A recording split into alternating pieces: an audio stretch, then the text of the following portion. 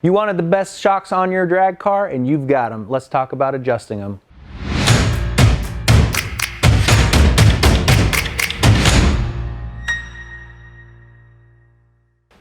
I'm Steve here at QA1 with Tim Anderson, our shock tuning expert, and we're going to talk about the Mod Series shocks today and the functionality of how we make our adjustments for different scenarios, say on the front of a car.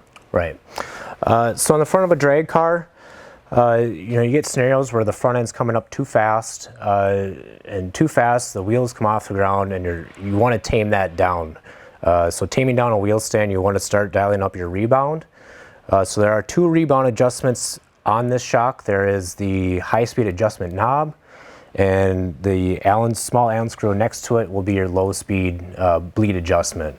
So on the high speed is what we would more consider like the main adjustment? Correct. And then the low speed that you refer to, that's more of like a fine tuning? Yeah, fine tuning and just the slower shock movements of the front end. Okay. Initially you want to slow that movement down, so I suggest dialing up the low speed to a firm setting right off the bat when you're trying to tame that wheel stand, and then work your high speed adjustment. And the low speed is just with the Allen head there, right? Yep. Right next to the knob. Mm-hmm. Okay. Now on the compression side of things, whether this is still the front end or the rear end, how would that be adjusted the same with a main adjustment and a low speed bleed? Yes. Okay. So the compression adjustment, that's going to be when your front end sets back down. So the initial launch and your front end wants to come back down, a little ways down the track. If it's coming down too hard, it can unload the rear tires and break them loose. So you want to have that dialed up to a setting where the front end's going to come down nice and smooth and not upset the chassis. Okay. So again, Tim, on the front adjustments, how many clicks would you go per adjustment?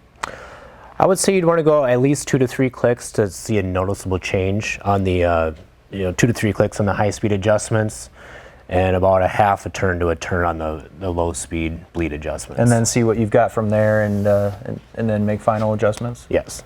So when we talk about the rear of a drag car and our Mod Series shocks, are we still adjusting the low-speed bleed first, the high speed? How are we doing that? On the rear of a drag car, I recommend adjusting both simultaneously. So if you need a little bit more rebound, tune your high-speed adjustment up 2 to 3 clicks, as well as your bleed adjustment at the same time. That's going to keep a nice dyno curve, consistent dyno curve through your adjustment range. Generally, I go the 2 to 3 clicks on the knob and about a half a turn on the bleed adjustment. Okay, so when we find ourselves in the extreme ends of this valve pack that comes with the Mod Series shock, which is a very wide range, but there will be some cars that may find themselves needing a firmer compression or a lighter rebound or whatever the case is. How do we go about changing and going to QA1's softer valve packs or firmer valve packs?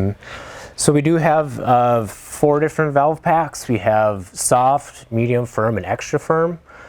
We do have quite a few drag cars, successful ones, that are running firm and extra firm valve packs. So depending on your power, suspension design, weight of the vehicle, that is a scenario where you may need to have that extra firm valve pack to control all that energy. And it's just as simply as removing these 5 screws in the module, just on the outside of the knob here, and it just pops out, and then you can replace it with your desired valve pack needed.